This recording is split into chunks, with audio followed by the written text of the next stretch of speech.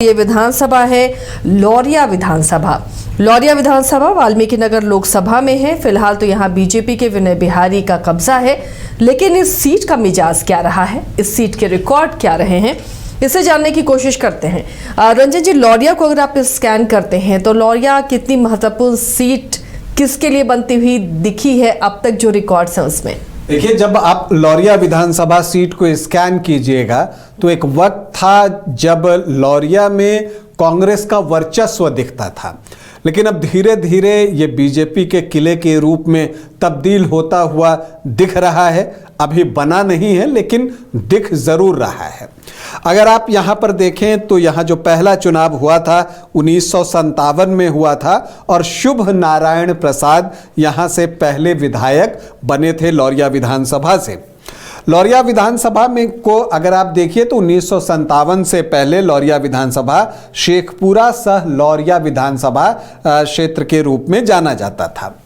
अब अगर हम लौरिया विधानसभा को दो कालखंड में बांटकर देखें तो पहला कालखंड 1957 से 2000 के बीच में है, जहां आप देखिएगा कि कुल 11 चुनाव हुए हैं, लेकिन उसमें कांग्रेस का जो है वो आपको दबदबा दिखेगा। 7 मर्तबा कांग्रेस जो है इस दौरान लौरिया से विधानसभा चुनाव जीतने में सफल रही। सोशलिस्ट पार्टियों को 3 बार यहां पर कामयाबी मिली और निर्दलीय 1 बार जीते। लेकिन इसी कालखंड में 90s से बहुजन समाज पार्टी और बीजेपी मुख्य मुकाबले में आने के लिए जद्दोजहद जो है वो करने लगी थी, पर यह बात दिगर है कि उन्हें सफलता उस तरह से मिली नहीं। फिर दूसरा कालखंड आता है जब आप देखते हैं 2005 से 2020 के बीच में जो यहाँ चुनाव होते हैं, तो अब आपको यहां पर दिखेगा कि अब ये गठबंधन का दौर आ गया था, जब एनडीए एक गठबंधन बन गया 2005 में ही, जिसमें कि अब बीजेपी जेडीयू शामिल थे। तो ये गठबंधन जो है धीरे धीरे लौरिया में मजबूत होता चला गया और 2005 से अगर आप देखें तो जो कुल 5 चुनाव लौरिया में हुए हैं उसमें 4 बार एनडीए को यहां सफलता मिली है, 2 बार जेडीयू को और 2 बार बीजेपी को, और 1 बार जो है निर्दलीय यहां पर चुनाव जीते हैं, और वो निर्दलीय कोई और नहीं विनय बिहारी ही रहे, जो अब बीजेपी के टिकट पर यहां से चुनाव लड़ते हैं और पिछला 2 चुनाव उन्होंने बीजेपी के टिकट पर ही यहां से जीता है। लेकिन इन सब के बीच बीएसपी का एक प्रभाव यहां पर दिखता जरूर है। कुल 16 चुनाव अब तक लौरिया विधानसभा क्षेत्र में हुए हैं, जिसमें कांग्रेस को सर्वाधिक 7 बार कामयाबी मिली है। निर्दलीय 2 बार यहां से चुनाव जीते हैं, तो जनता दल यूनाइटेड और बीजेपी को भी 2-2 अवसर पर यहां जीत मिली है। स्वतंत्र पार्टी के नाम 1 बार ये सीट रही। अगर हम व्यक्तिगत रूप से सर्वाधिक जीत की बात करें तो विश्व मोहन शर्मा सर्वाधिक 4 बार लौरिया विधानसभा क्षेत्र से चुनाव जीतने में सफल रहे। दूसरे स्थान पर विनय बिहारी हैं, जिन्होंने 3 बार यहां पर जो है वो कामयाबी हासिल की है। अगर आप लौरिया विधानसभा के आखिरी 3 चुनावों के आंकड़ों को देखें तो ये क्या कुछ बताते हैं? ये बताते हैं कि यहाँ पर ट्रायंगुलर या मल्टी कॉर्नर फाइट जो है वो होती है। साल 2010 में जब चुनाव हो रहा था तो विनय बिहारी भोजपुरी स्टार हैं, लिरिसिस्ट हैं, गीतकार हैं, बहुतों गीत जो है उन्होंने भोजपुरी सिनेमा में लिख कर दी है। भोजपुरी सिनेमा में उनका नाम बड़ी ही इज्जत के साथ लिया जाता है, क्योंकि भोजपुरी सिनेमा का जब फिर से जो है उसकी वापसी हो रही थी, पुनरुत्थान की बात होती है, तो उसमें विनय बिहारी का एक योगदान रहा है। इन्होंने कई गीत लिखे, कुछ फिल्मों के निर्देशन भी किए।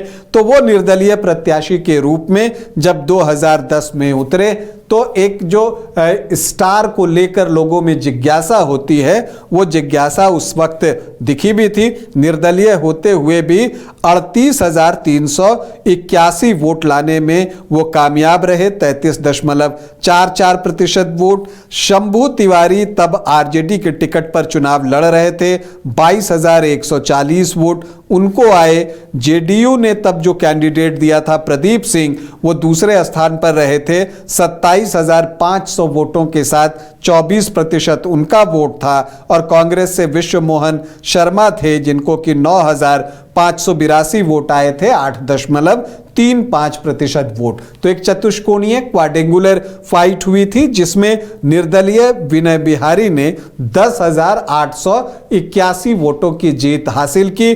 बाद में वो मंत्री भी बने थे। 2015 में जब महागठबंधन बन गया और आरजेडी, जेडीयू, कांग्रेस एक साथ एक महागठबंधन के छाते के नीचे इकट्ठे आ गए, तो लगा कि शायद लौरिया में काम विनय बिहारी के लिए आसान नहीं होगा। लेकिन विनय बिहारी फिर सब पर पड़े भारी।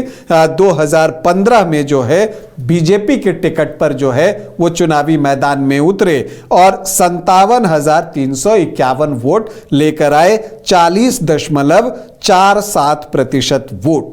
अब इस बार क्या हुआ कि आरजेडी ने अपना प्रत्याशी बदल दिया। रणकौशल प्रताप सिंह को उन्होंने चुनावी मैदान में उतारा, लेकिन जब शंभू तिवारी का टिकट कटा आरजेडी से तो वो बागी बन गए और वो निर्दलीय चुनावी ताल ठोकने के लिए उतर गए। बीएसपी यहां पर चुनाव लड़ ही रहा था। तो अब यहां पर फिर से एक आप देखते हैं कि मल्टी कॉर्नर फाइट होती है। 57,351 वोट आए ही थे विनय बिहारी को। रणकौशल प्रताप सिंह दूसरे स्थान पर थे 39,778 वोटों के साथ 28% वोट। शंभू तिवारी निर्दलीय चुनावी मैदान में जो थे 20,193 वोट लेकर आए और उन्होंने रणकौशल प्रताप सिंह का रण जो है खराब कर दिया। उनको शिकस्त झेलनी पड़ी क्योंकि हार जीत का मार्जिन था 17,573 वोट और शंभू तिवारी को आए थे 20,193 वोट। खैर, जो काम 2015 में जो है रणकौशल प्रताप सिंह के साथ शंभू तिवारी ने किया, वही काम 2020 में जो है रणकौशल प्रताप सिंह ने शंभू तिवारी के साथ किया, क्योंकि 2020 में जो है आरजेडी के प्रत्याशी के तौर पर शंभू तिवारी उतारे गए और इस बार रणकौशल प्रताप सिंह बसपा के टिकट पर चुनावी मैदान में उतर गए। बसपा का एक इंपैक्ट भी है यहां पर।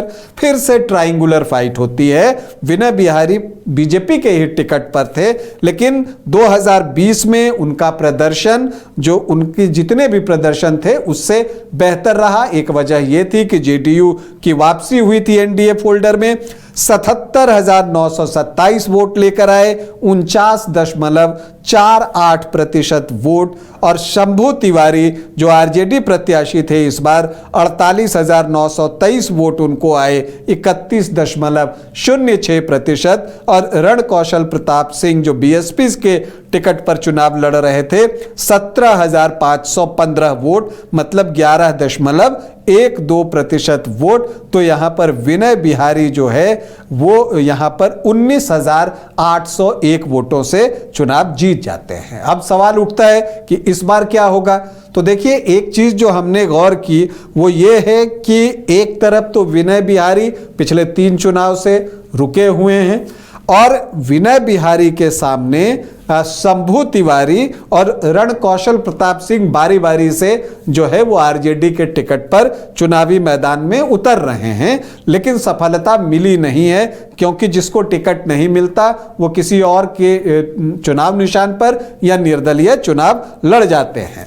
हालांकि अगर आरजेडी से हम दावेदारों की बात करें तो पहले 2 नाम तो वही हैं, शंभू तिवारी और रणकौशल प्रताप सिंह। इसके अलावा मुकेश यादव जो है वो यहां पर जोर लगा रहे हैं कि उनको यहां से टिकट मिले। अब देखना है कि ऐसा होता है या नहीं। सदर आलम कुरैशी भी हैं। अब बीजेपी से जहां तक बात है, विनय बिहारी का दावा बहुत मजबूत है। उम्मीद पूरी यही दिखती है कि उन्हीं को जो है टिकट मिलेगा। और हालांकि आकाश कुमार श्रीमुख भी प्रयास कर रहे हैं, लेकिन दावा विनय बिहारी का मजबूत दिखता है। अब अगर हम लौरिया में जातीय समीकरण को देखें, जो कि एक अनुमान पर आधारित है, तो यहाँ पर अनुसूचित जाति के वोटर्स 13.3% हैं, जो अनुसूचित जनजाति हैं 1.43% हैं। मुस्लिम वोटर्स की संख्या यहाँ अच्छी है 16.8%। पूरे चंपारण में आपको मुस्लिम वोटर्स जो है वो अच्छी संख्या में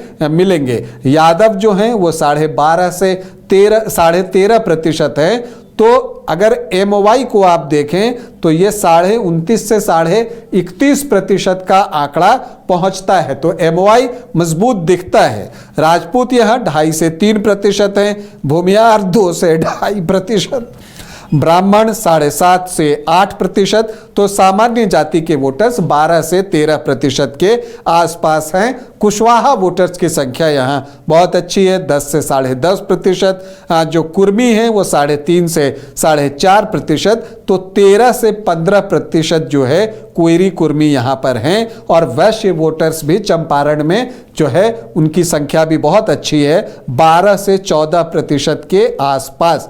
तो जो NDA को वोट करती हैं जातियां परंपरागत रूप से, उनका आंकड़ा देखें तो 38 से 40% के आसपास है। MOI जो है आपको 29.5 से 31% दिखता है, लेकिन यहाँ पर मल्लाह वोटर्स की संख्या बहुत अच्छी है। अदर OBC EBC जो 14 से 16% हैं, उसमें मल्लाह वोटर्स 7 से 8% हैं। तो यहाँ पर जो है ये महत्वपूर्ण होगा कि मुकेश सहनी जो हैं वो कितना वोट ट्रांसफर करते हैं, क्योंकि अगर आप देखें कि उनका वोट ट्रांसफर होता है और वो वोट अगर जुटता है RJD के पास, तो वो आंकड़ा भी 39-40% का हो जाएगा। तो बिल्कुल आमने सामने का और कांटे का मुकाबला हो जाएगा। तो अब जब मुकाबला कांटे का होता है तो बाजी किसी के भी हाथ लग सकती है। और इसमें एक जो दिलचस्प बात है कि चंपारण में प्रशांत किशोर ने भी जोर लगाया हुआ है, तो वो किन्हें प्रत्याशी बनाते हैं, वो किस जाति से उम्मीदवार देते हैं, उस पर भी बहुत कुछ निर्भर करेगा। क्या प्रशांत किशोर वैसी जाति से प्रत्याशी उतारेंगे जिससे NDA के वोटों में सेंधमारी हो, या वो इसका उल्टा करेंगे? तो ये देखने वाली बात होगी। कुल मिलाकर लौरिया में जहां तक विनय बिहारी की बात है, जो अब तक सब पर भारी पड़े हैं, वो जीत का चौका लगाना चाहते हैं, तो दूसरी तरफ लौरिया में महागठबंधन अपने लिए मौका देख रही है और वो चाहती है कि अगर मुकेश सहनी वोटों का ट्रांसफर सही कर दें तो एक कांटे का मुकाबला बनाकर बाजी को अपने नाम किया जाए। तो ये लौरिया की जंग थी जो बेहद दिलचस्प इस बार भी बनने वाली है। दोनों ही खेमा अपने अपने तरीके से तैयारियों में जुटा हुआ है। अब जनता किसे चुनती है ये तो अब वोट के बाद जो परिणाम आएंगे उसमें ही पता चलेगा।